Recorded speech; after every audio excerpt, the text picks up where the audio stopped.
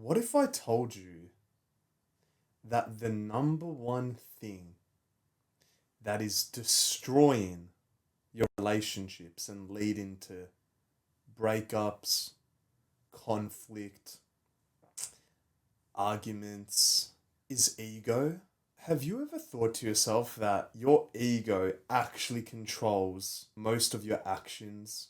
Even though deep down you're probably a really nice guy, you're probably disciplined, you go to the gym regularly, you're on self improvement, but your ego, it gets a hold of you, specifically in conflicts when your brain kind of turns off. You just release this anger, excitement, toxicity. A couple months ago, I would talk a lot about the attachment styles from the book Attached by Dr. Emil Levine. Now, I would speak specifically about how I am an anxious attachment. What if I was to tell you that I'm actually both? And you are too. And I don't mean secure, I mean purely anxious and avoidant. Why do I think you're both and why am I both? Think of it as paper, scissors, rock. And your opponent is, let's say, your partner. In toxic relationships, if both of you are avoidant or if both of you are anxious, this might sound mind-boggling, but let's say you play paper, scissors, rock and you both get scissors. It's a draw, right? There's no result. There's no fireworks. No one wins. No one loses. There's no ego involved in a draw. It's kind of just like awkward. Now, what happens when someone does scissors and the other person does paper? One person wins. Now, how the person who handles this loss is completely up to them. But I know for myself, and most likely you, whenever you are to lose in something, maybe your first natural instinct is to make excuses, is to get defensive, is to start conflict. Your ego controls you a lot more than you think. Now, back in terms of attachment styles, let's say you and your partner are both anxious and you're both craving each other's reassurance. That's safe, steady, normal, fine, okay. But now what if one person is anxious and the other person is avoidant? One person's craving reassurance and the other person isn't giving it. You can say one person wins in this, but no, that's not the point. No one wins. But the people in this toxic dynamic, they feel like there's a winner and it kind of feels good, toxicity to a degree. I know you subconsciously like it when your ego gets the best of you, but long term, this does no good whatsoever.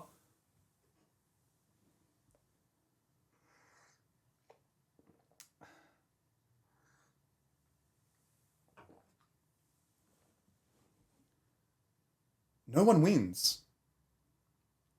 And this just leads to deeper and deeper and deeper conflict.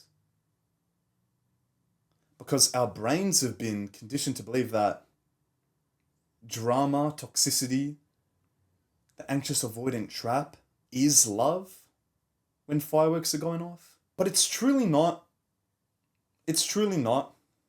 Because let's say right now, if you're the avoidant guy and your girl is craving reassurance and you think the smart thing to do is to keep avoiding her because that makes you feel superior, what if I was to tell you that shit can change like that and that if she was to stop begging for reassurance and she was to get avoidant, now it's almost like a draw again and part of you will feel like you've lost. So now the tables will turn, believe it or not. You'll start to get anxious and she'll get avoidant and it'll feel like she's winning.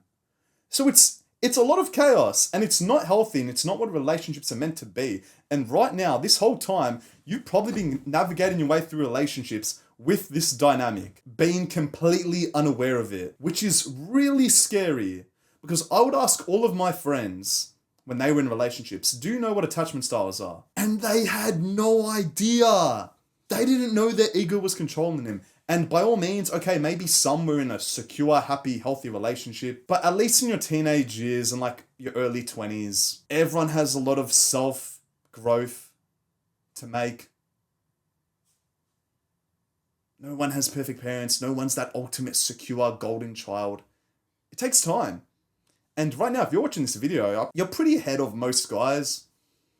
I'd say you're in the top 10% just by making it this far in the video. But now if we were to think on a more of a macro level with relationships, I don't want to spit out random statistics, but I'm really confident a lot of people are unaware of this toxic dynamic and this being the main reason for relationships ending, or because of their ego. And people will think that, oh, this person just wasn't for me.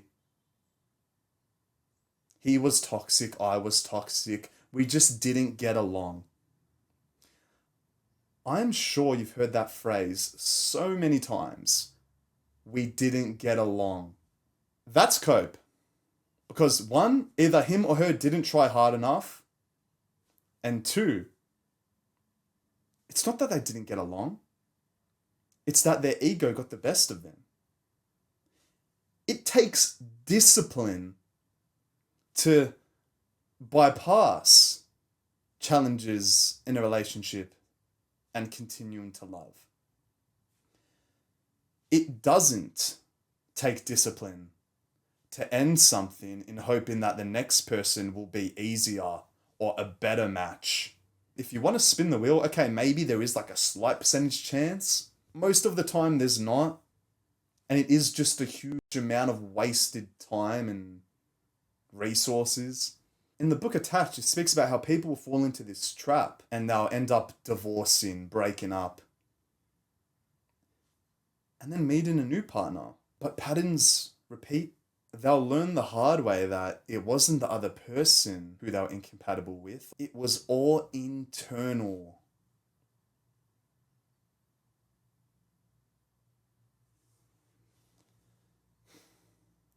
I'm only 23. I am still learning, obviously, constantly learning. Am I sitting here and saying I'm so aware of my own ego? No. But I can confidently say that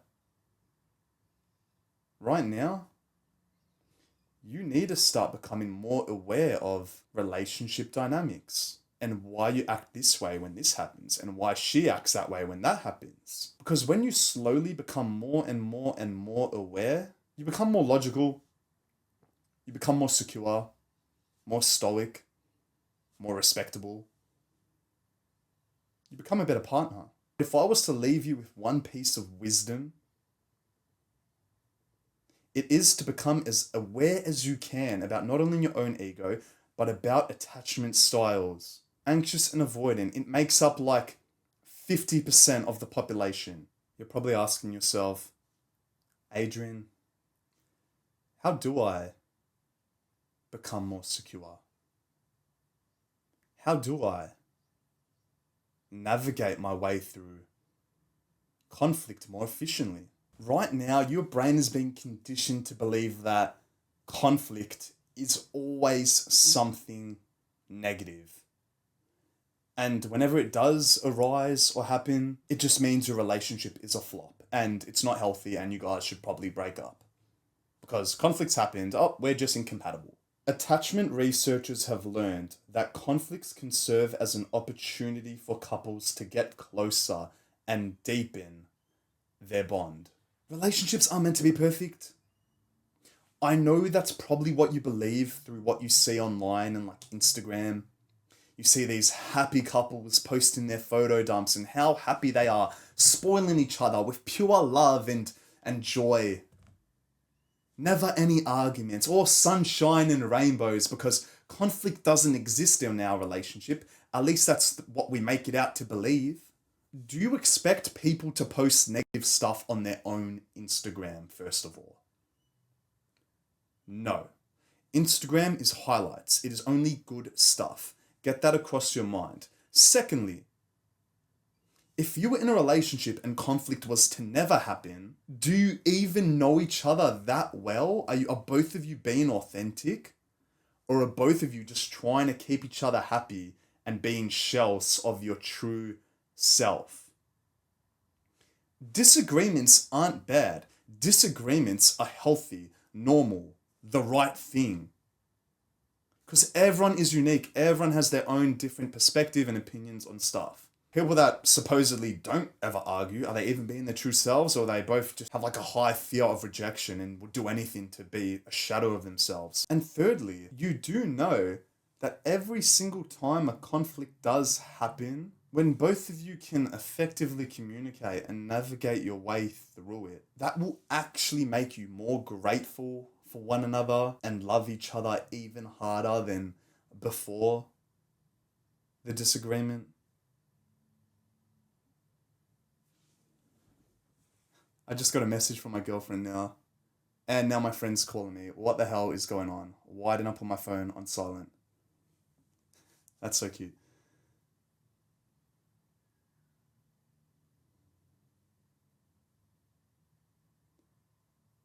It should be your duty to navigate through conflict by communicating. You can't read each other's minds. I don't want you to be left with the feeling of regret, with, oh, what could have been if I actually told her how I feel, or if I asked her how she feels.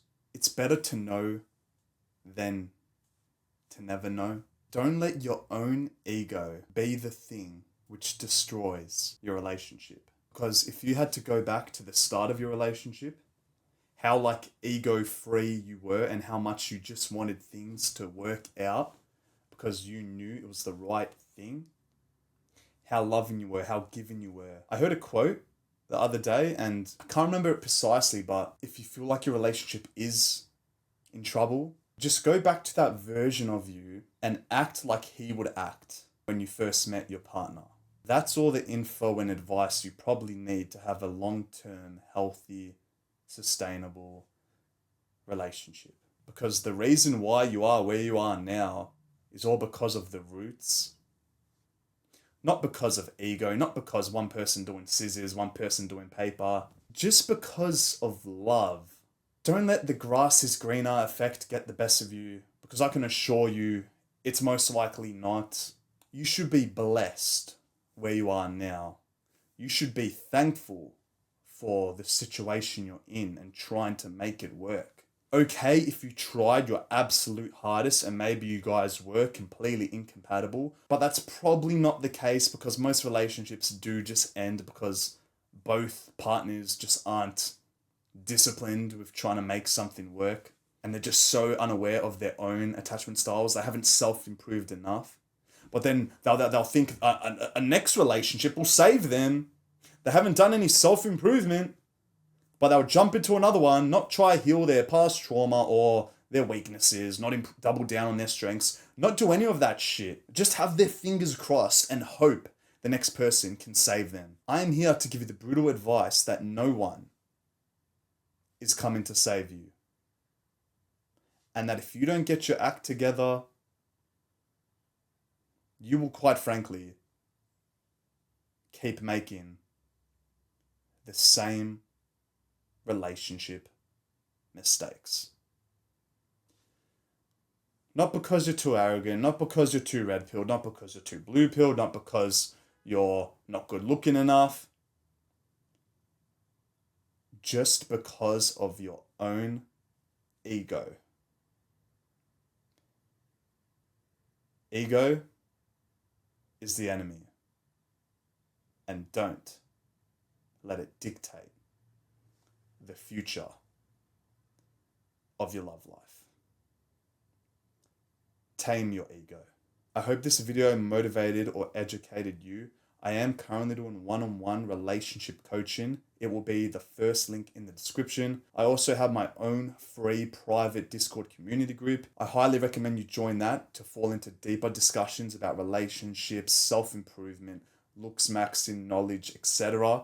That will also be, I think, the second link in the description. Make sure to click the subscribe button and also that little bell icon, so you're kind of like reminded when I do upload these types of videos, so you can watch them and educate yourself as soon as humanly possible. I'll see you in the next video. Cheers.